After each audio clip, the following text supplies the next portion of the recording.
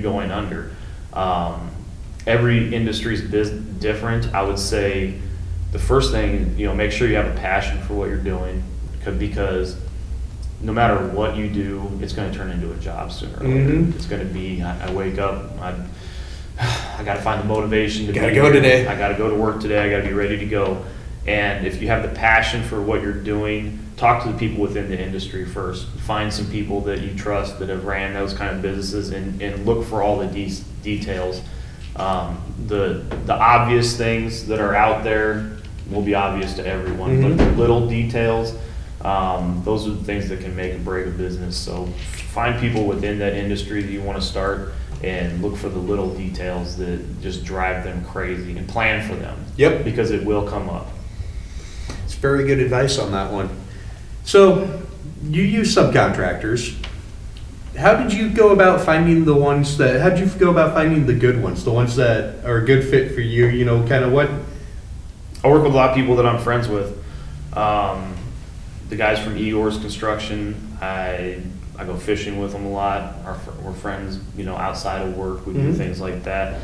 And then just throughout my life, I've met a lot of people within the industry and the sales process, and working for other companies that I've met and trusted, and just gone about it like that. Every once in a while, I have to go outside my network and just try to find somebody. But I always go by referrals. I don't ever just pick some guy up off the side of the road. No cold calling. No cold calling. Who do you recommend? Just the other day, I was on Facebook, and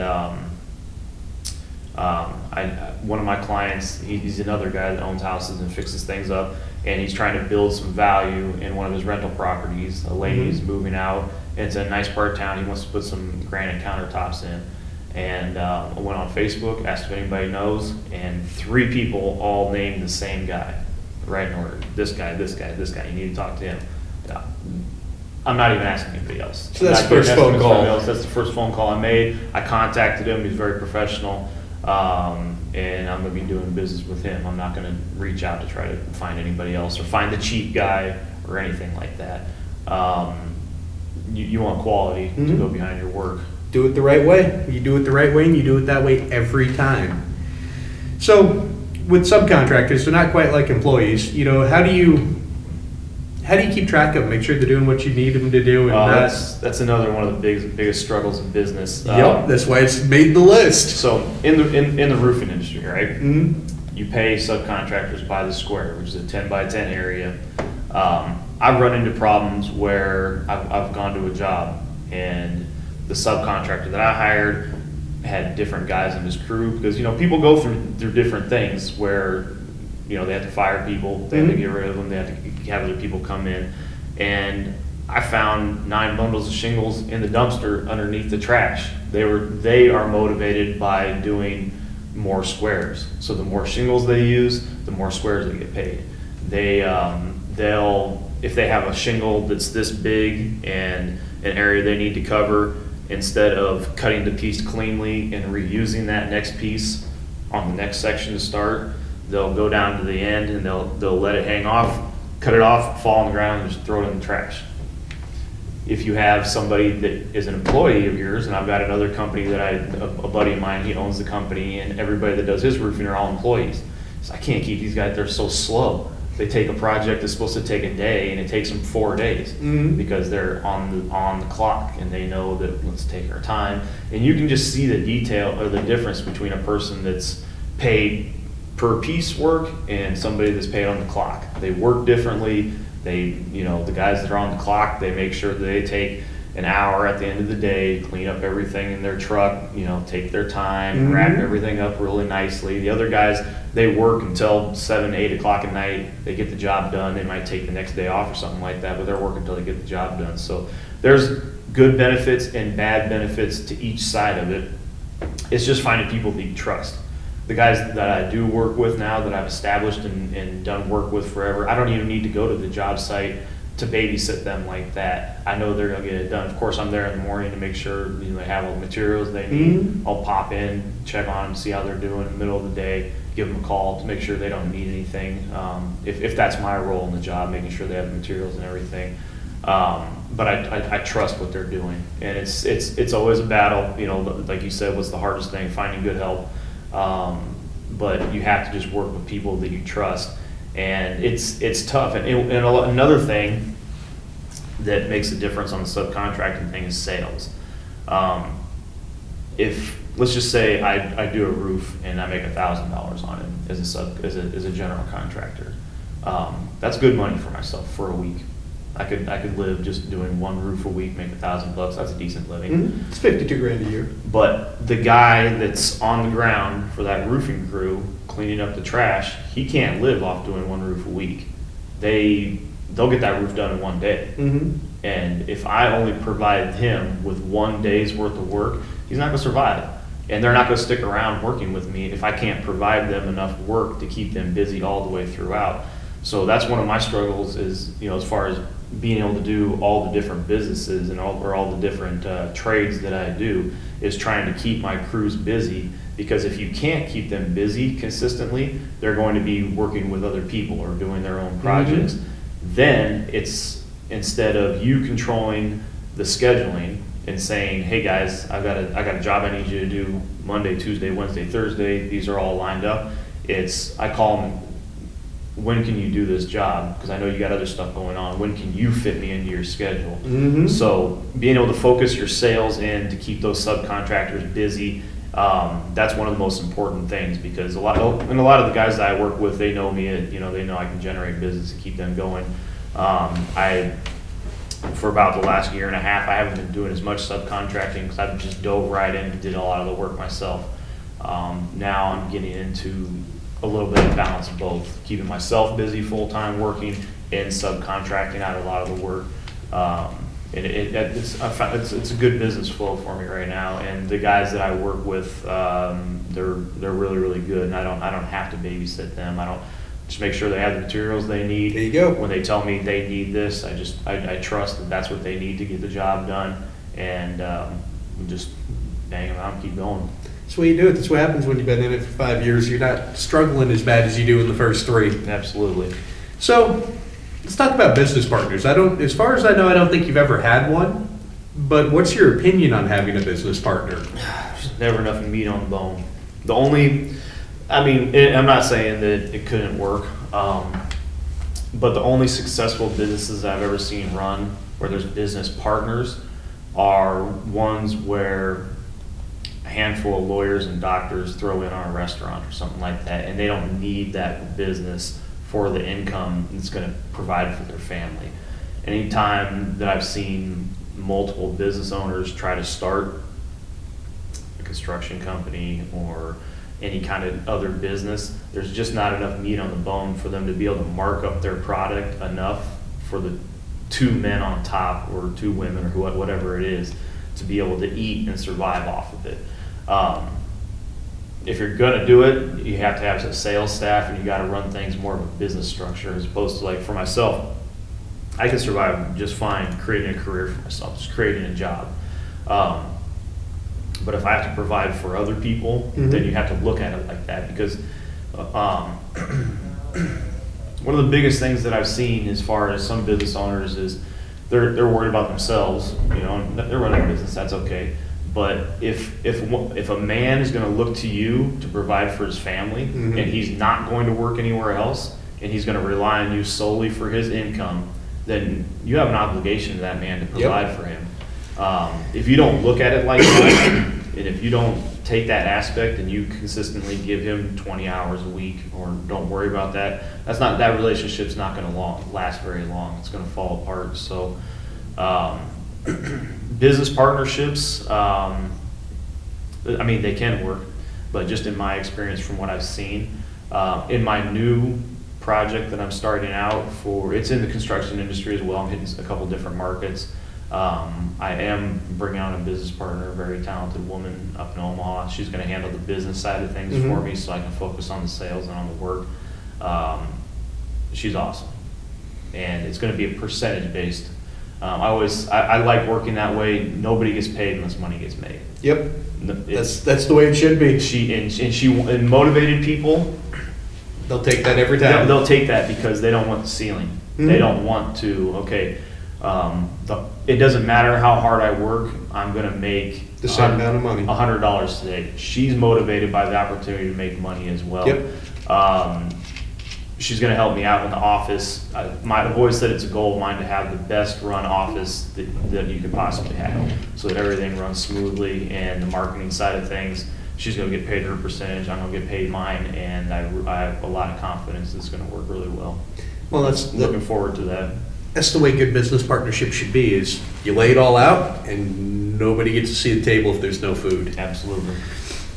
So, next year's an election year. I like this one. I hit everybody with, next year's an election year, not right wing, left wing, I don't care. And you were around 4 years ago for the last election year. 3 years, I guess, so it'll be 4 years next year, whatever.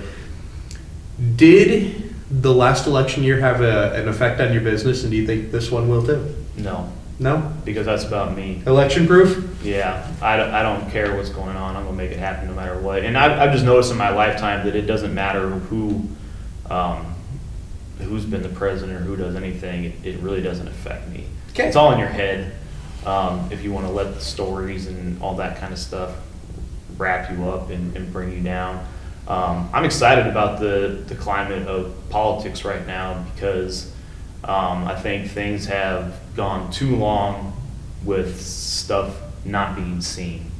People in the community. You like the bright light shined on all the crap going on? Well, they make the decisions for our country and for us, and I don't think things will ever be the same. I think forever moving forward, there's going to be a bright light shine on the people that make choices that matter for the people in the country, and I'm looking forward to that. I personally, it doesn't matter to me who, and you know, it just theoretically, the way that our voting process goes anyway, if I don't agree with the majority of the people that live within my voting district, my vote doesn't matter anyway. So I'm not going to get worked up and let it affect me, and it's just another thing. It's just another excuse to give yourself to distract you from what you're doing. Okay. So nope, I don't think it'll affect. I mean, some businesses maybe, I don't know.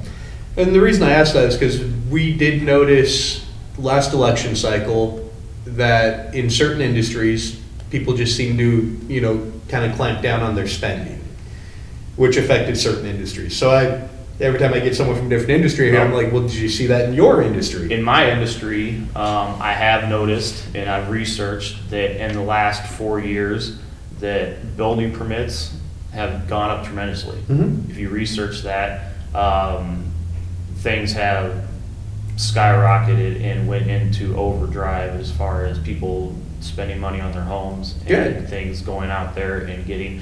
I can't say directly what the cause is for that, but nonetheless, those are the facts. Those are the numbers. So it's a good industry to be in right now. It's always a good industry to be in.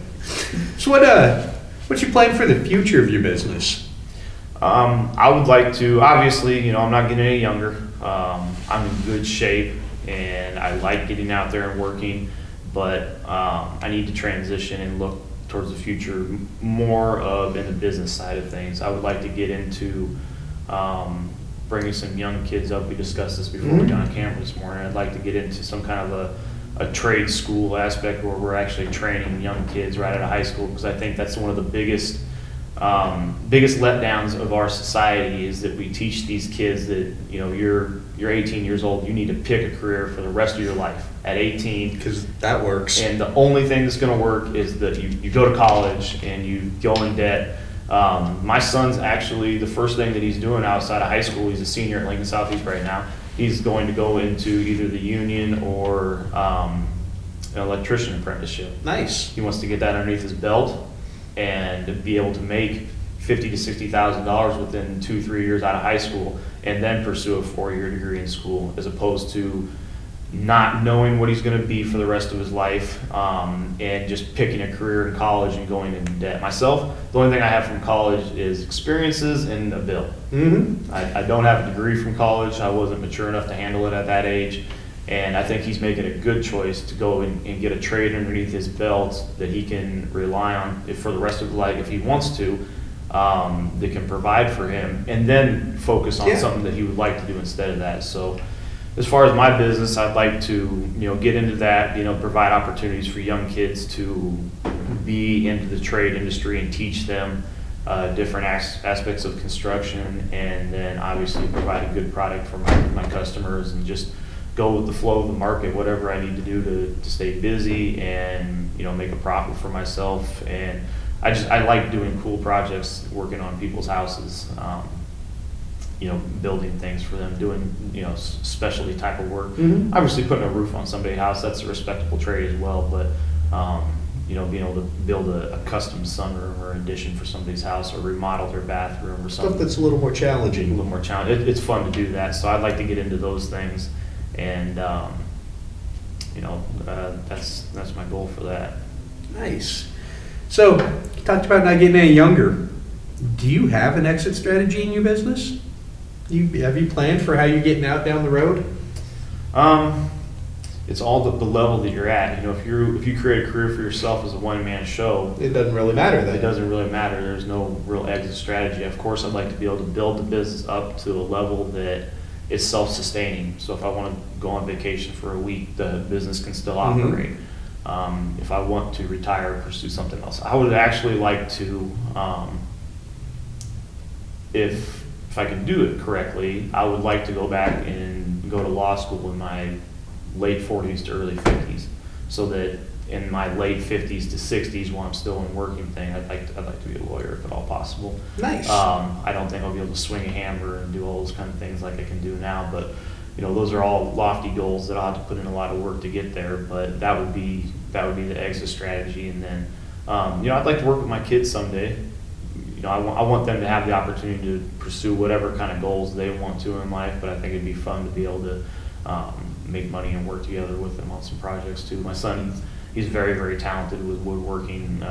That's going to go into the electrician field. He just made a custom coffee table this week. Saw pictures of that. Yeah, it's pretty sweet. That's pretty good work. Yeah, he there's some things that he can probably do better than his dad can. So I'm very proud of that. They're young man, younger, for they sure. pick it up quicker than we do.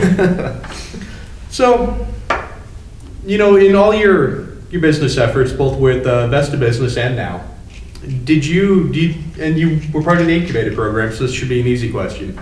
So, do you use a mentor right now?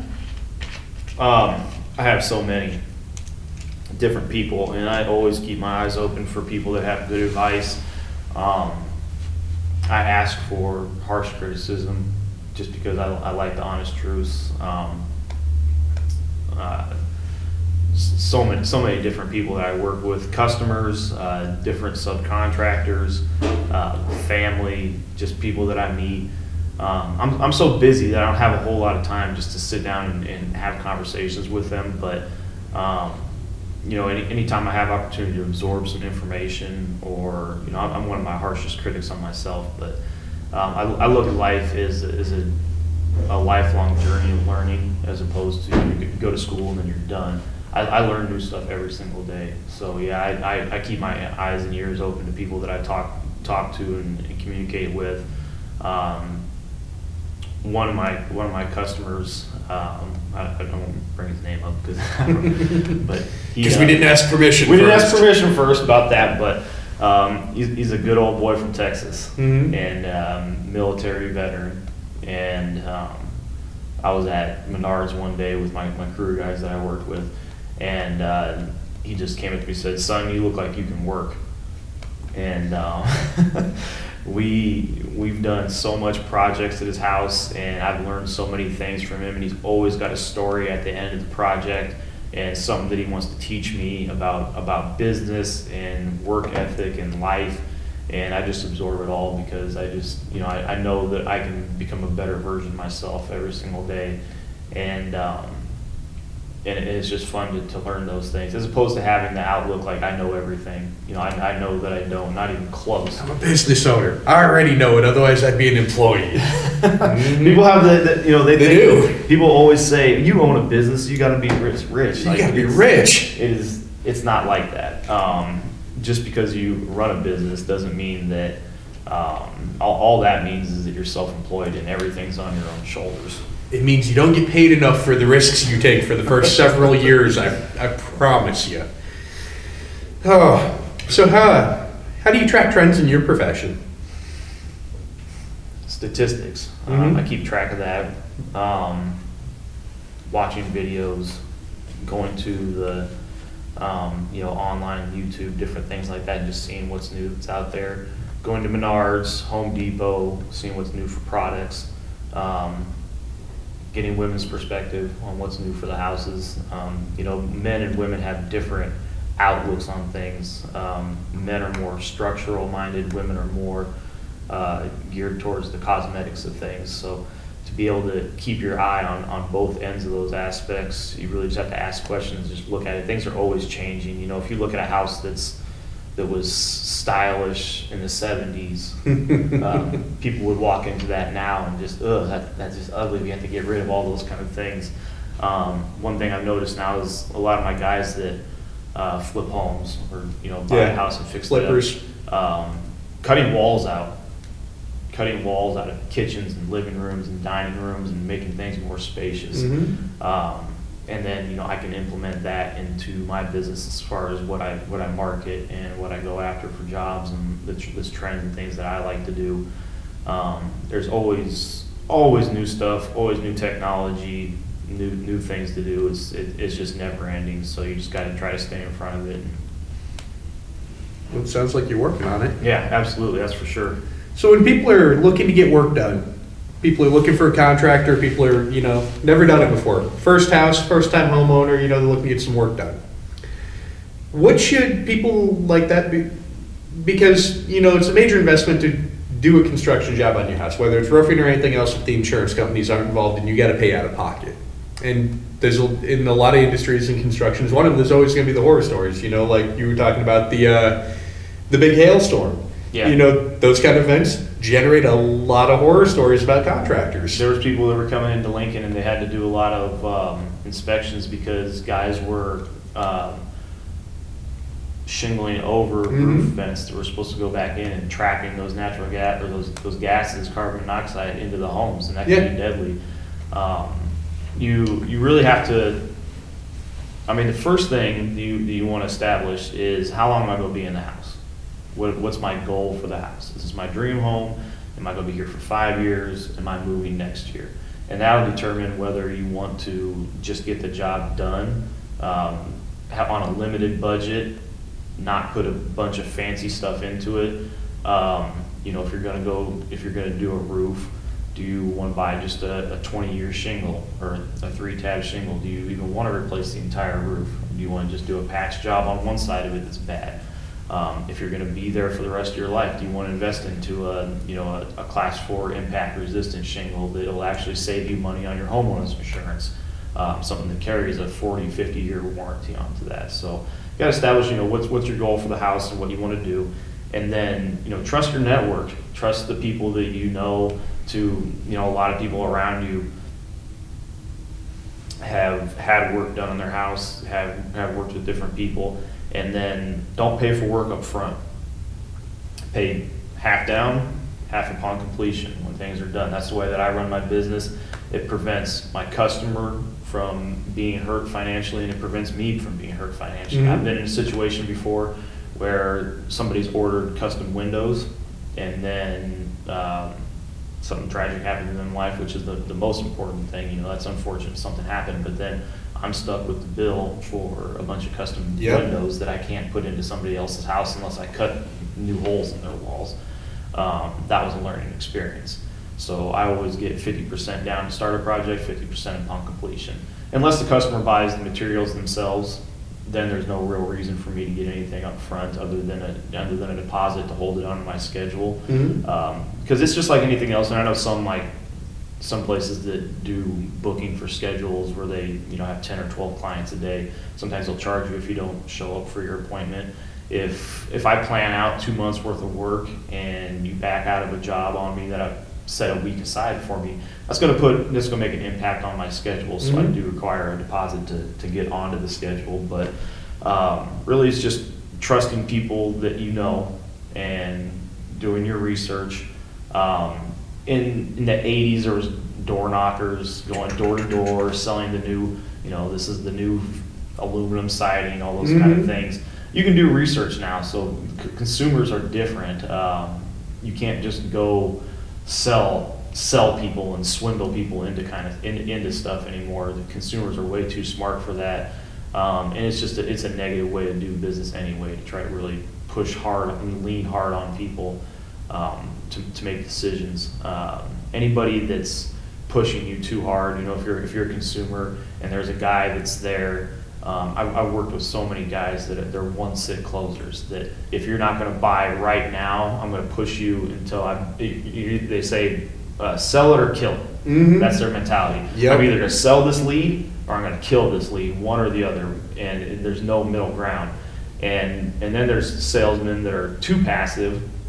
They won't try to close a lead, and then somebody else will come in that's a little more persuasive and steal the lead right out from underneath them. So you have to really feel out the customer, and if you have a good vibe with somebody as a consumer, and you trust the person that you're working with, make sure you have a good solid contract with them and move forward. Make sure both sides are protected financially, and just get the job done. Hold them to a high standard. I have a lady that I'm working with on a sunroom that from the angle that I was working with, I installed a tongue and groove ceiling on her sunroom. And the angle that I was working at, when it was all done, I couldn't see it, but when she walked out of her patio door, she opened it, she saw a scratch on the second row of a 8-foot section of tongue and groove. And she said, Justin, every day when I walk out of here, that scratch, it's just my mentality, I'm gonna see that. She said, can you put something on there? Can we try to? And it's a really fancy ceiling. There's no real, like a putty or any kind of thing we can do it. And she said, can you take it down? And that was I paid somebody to help me put the ceiling up, because I only got 2 arms. I can't hold the ceiling up like that. And it was gonna take money out of my pocket. It was gonna take time out of my pocket. But she held me to a high standard, and I appreciate it. And I told her that. Thank you for bringing it up and telling me. And I don't want to leave you with this product that's going to drive you crazy every day. So, it's not the type of a thing where you can just take out one piece and put it back in. The whole ceiling had to come down. Start over from scratch, fix it, take our time. We inspected every single piece before it went back up there, made sure there, and she's happy as can be now. So good. As a consumer, hold the people that you work with to high standards. Absolutely. Nothing wrong with that at all. And you should get what you pay for. So now with your business, what do you do with your business to give back to the community, make it a better place? Always doing that. Every single year I'm always doing something to give back to the community. As far as this year, I've got a customer of mine. His name's Roger.